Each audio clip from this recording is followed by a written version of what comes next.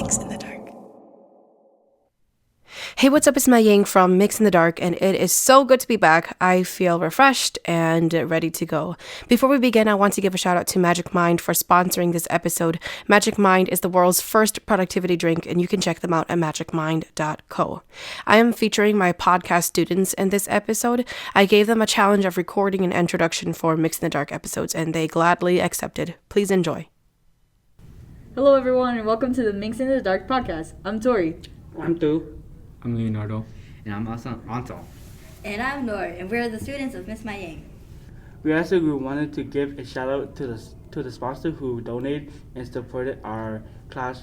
A big thanks. Our experience in this class has been a lot of fun thanks to your help. We've had a lot of fun and met new people and formed connections with the assistance of Miss MaiYang.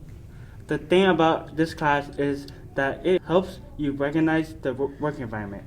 It's been fun. Being new in this class, I would say that Miss MaiYang is a pretty cool teacher. So far in this class, I feel like it has improved my social skills. For today's podcast, we have a paranormal experience that people have experienced at work. Disclaimers for the story. There are some strong language and small mentions of blood. Now enjoy the story.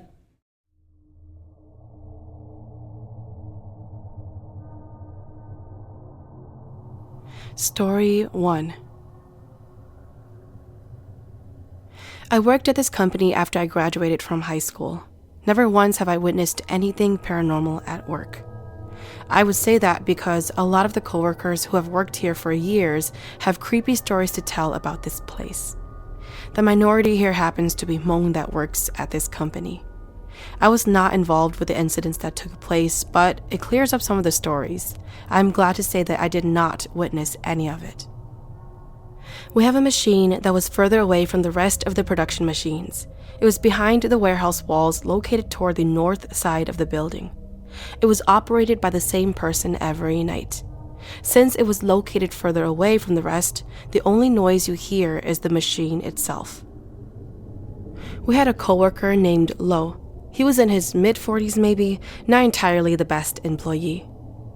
He would often complain to the shift supervisor that he cannot work over there by himself. It just felt too isolated, and it also gave him the creeps.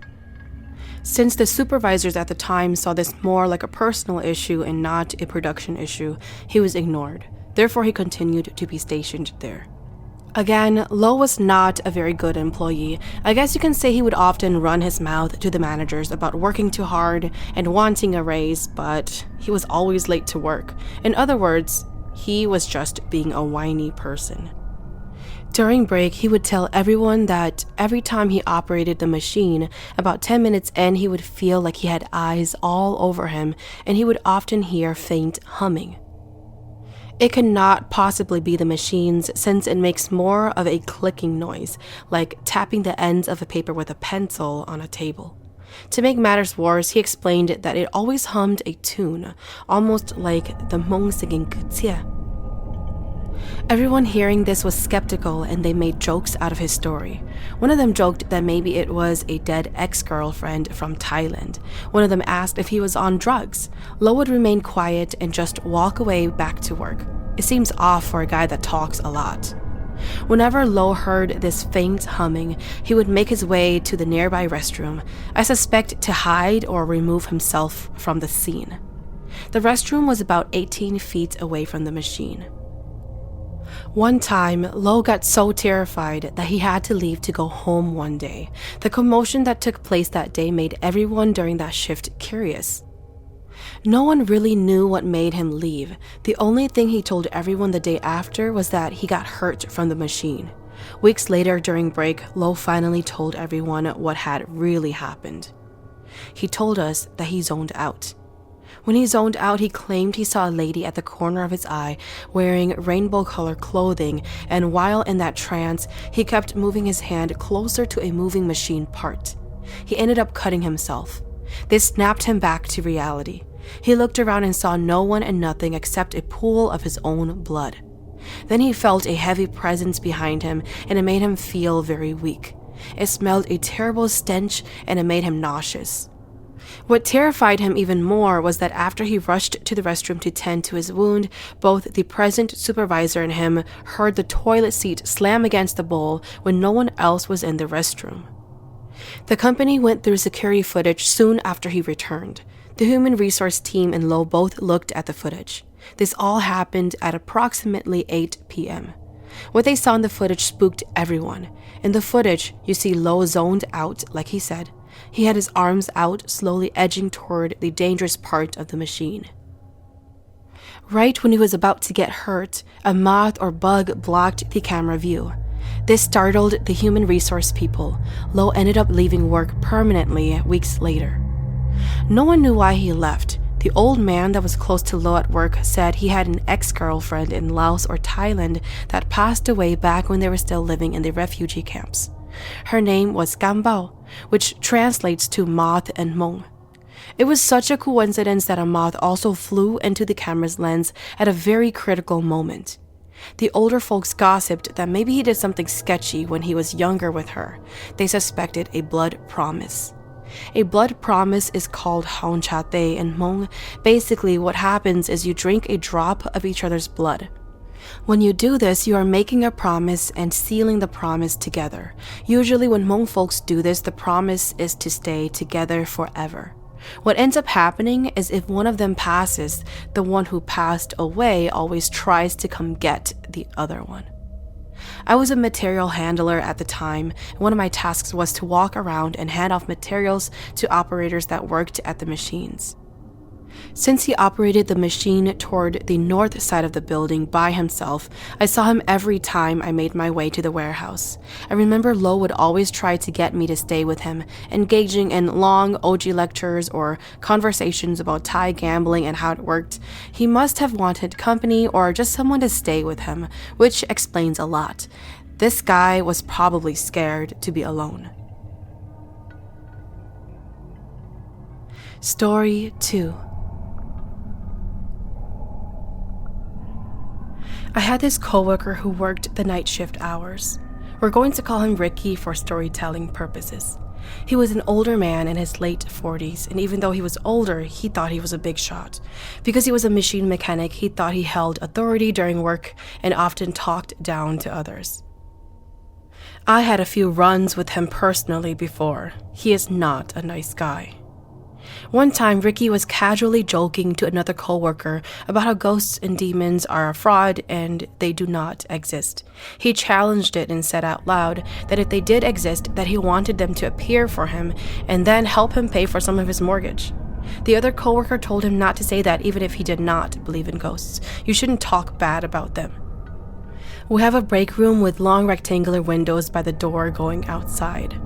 Next to the window were rows of commercial microwaves for employees.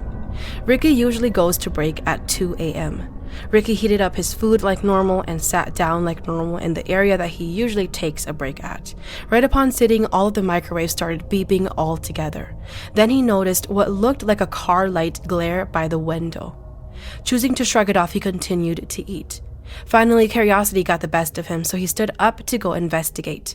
As soon as he stood up from his chair, his hip bumped into the table corner hard. His pager rang, but there was no message. While he gazed at the window in the break room, he saw a lady in a white dress staring right at him. She knocked on the glass window for him to let her inside. He paused to figure out if he knew her, but her face was unfamiliar. From where he was standing, it looked like she was levitating. He thought about how there were 2 flights of stairs to get to the break room door and how she could possibly be standing at that length and that high up. Now in distress, he took a moment to blink a few times and rubbed his eyes, and when he opened his eyes, the lady was just gone. That left him disoriented and speechless. We heard that Ricky switched to the afternoon shift since that event scared him so much he can no longer go to the break room at 2 a.m. The Hmong OGs telling the story all say this Hmong phrase. "Chong dao yo, dao guo hao." Do not talk nonsense or you will get soup. Story 3. I started working at an old museum for a couple of months. When I started working there, I got a weird vibe from that place, but I did not let it bother me. I eventually found out that it was an old army base in our town. My coworker actually told me on my first day that it is haunted, but since it doesn't hurt or disturb them, they didn't care about it either. I worked in the gift shop, which is connected to a back room. That back room used to be a kitchen. It also connects to a small banquet room as well. If you go out to the outdoor portion of the museum, there's this old 2-story building with an office set on the second floor. The first floor is an outdoor museum with old World War II items. The building is so old that if someone is up on the second floor, you could hear steps creaking from the first floor, and they are loud.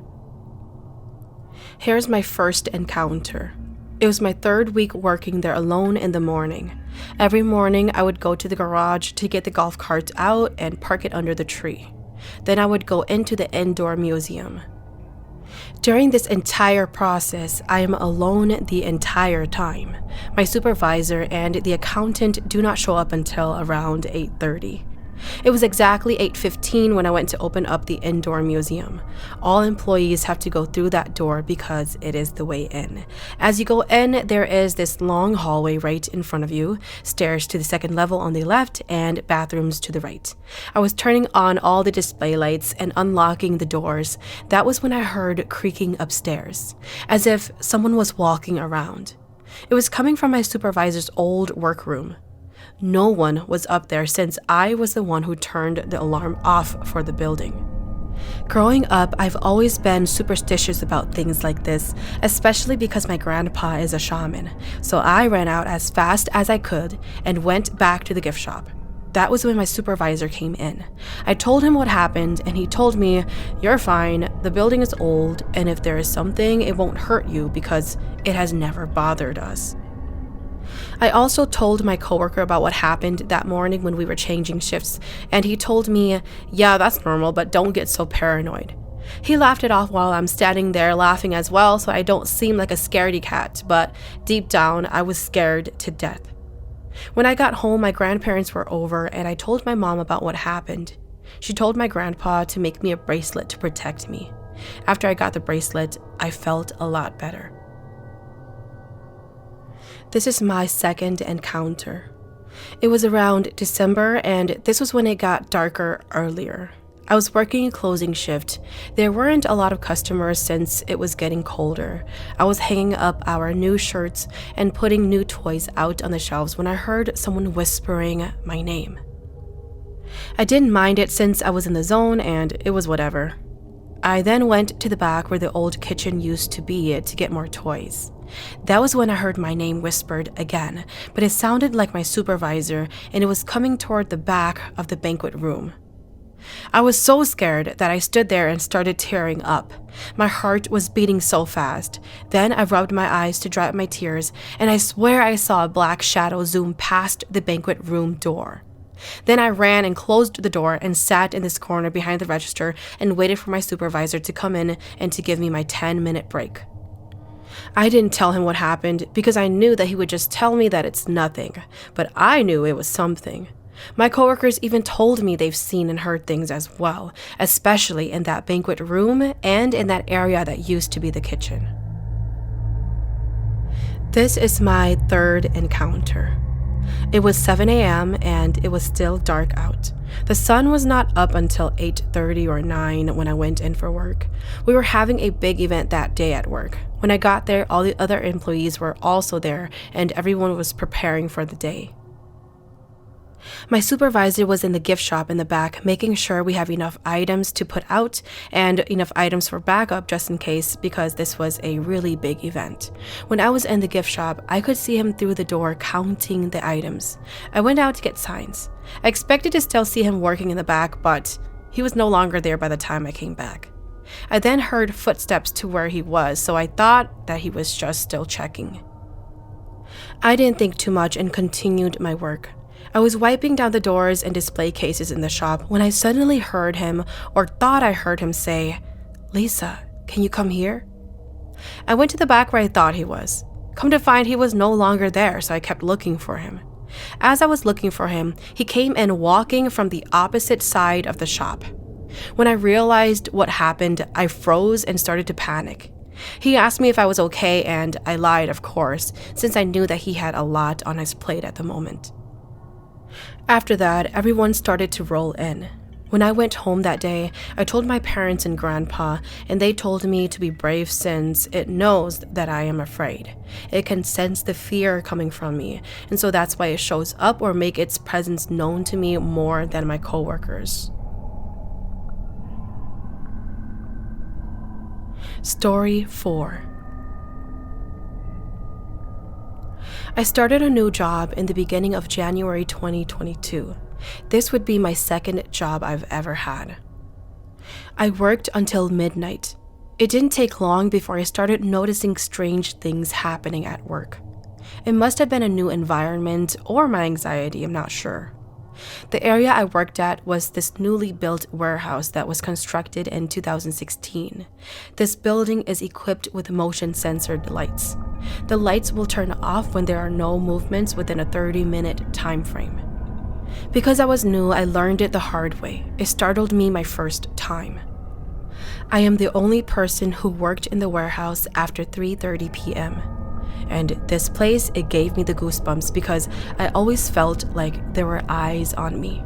I would often think that I saw people working, but then I would notice that I am the only person there. 99.9% of the time, I would just shrug it off. It was the one time I decided to check out the far corner of the warehouse that I nearly pooped my pants. I heard the alarm go off by the far warehouse door.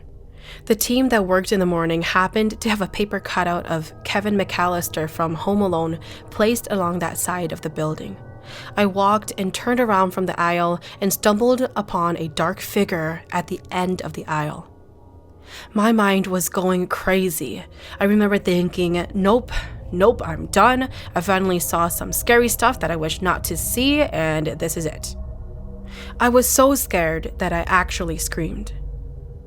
The motion sensor light finally turned on, and I saw that it was the paper cutout of Kevin McAllister doing his iconic open mouth gesture.